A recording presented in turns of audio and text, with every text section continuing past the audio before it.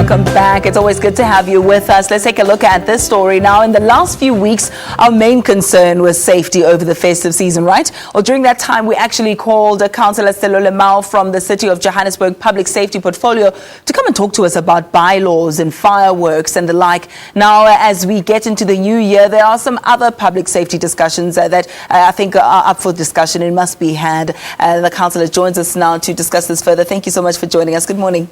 Thank you so much, Ayanda. Good morning to all. Now, let's first discuss the mandate of public safety. What is it exactly that you do? Because we think law enforcement, we have police, we have JMPD, etc. What is your mandate? No, thank you very much. Our responsibility is huge.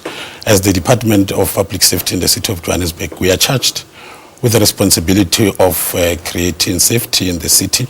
And that includes, of course, traffic management. It includes bylaws management in the city. It includes actually crime prevention as well.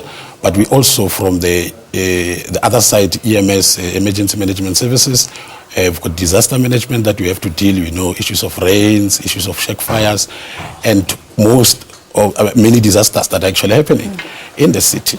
And I'm sure you would know from a safety point of view in terms of crime, it's not easy, of course, to police, the city such as Johannesburg. I mean, we're talking about the country's economic capital. We're talking about a gateway to Africa where everyone wants to be here because they know that they will make a fortune here.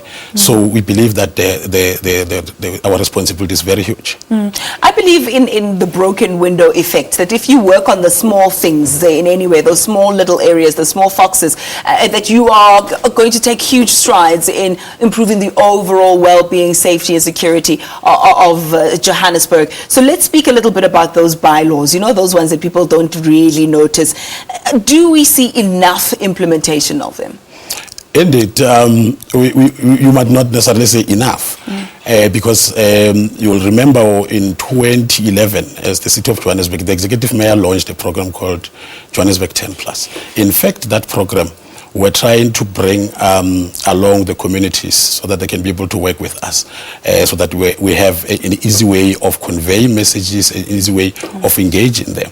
We wanted to develop partnership with those communities. Now, bylaws might not be successful in their enforcement if people do not come across. So what we are trying to do is to make sure that we get closer to the communities and work with them. We have changed, in fact, we have employed our police officers to change the way they are doing their business, get off their cars to go into communities. It has not been very easy because now they start engaging. We said that policing must be done on the basis of the needs of the people on the ground.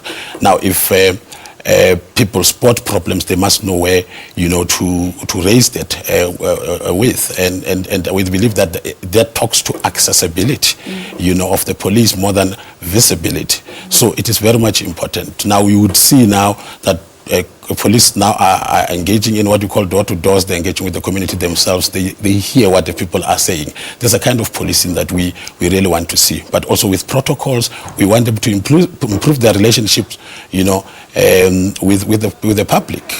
From a traffic point of view, when they stop you, they need to take you along. What is it that they are doing? Not to just ask for a driver's license or this thing. We believe these are things that could eliminate, the rift between the community and the police. So we are hard at work in ensuring that we improve relationships. We believe that it is this improvement of relationships that would actually help us. Those relationships are very, very key, because that's the coming together of your community, of various stakeholders. It's the only way that will combat it. I mean, I know officials always say a parent will always know if their child is involved in crime or if the uncle, etc., etc. And if they don't come forward, then it doesn't assist police. Unfortunately, we have run out of time. I would have loved to hear some of the feedback that you'll be giving a little bit later about the fight against drug lords in Riverlea, and I know you've done great work on that as well. And I know there's been regular updates there, so we'll have to try and catch you another time. We have unfortunately run out of time, but I think for the mere fact that there is some sort of progress happening there is commendable indeed. Councillor Sello Lemao, my thanks to you. Thank you so much for joining us.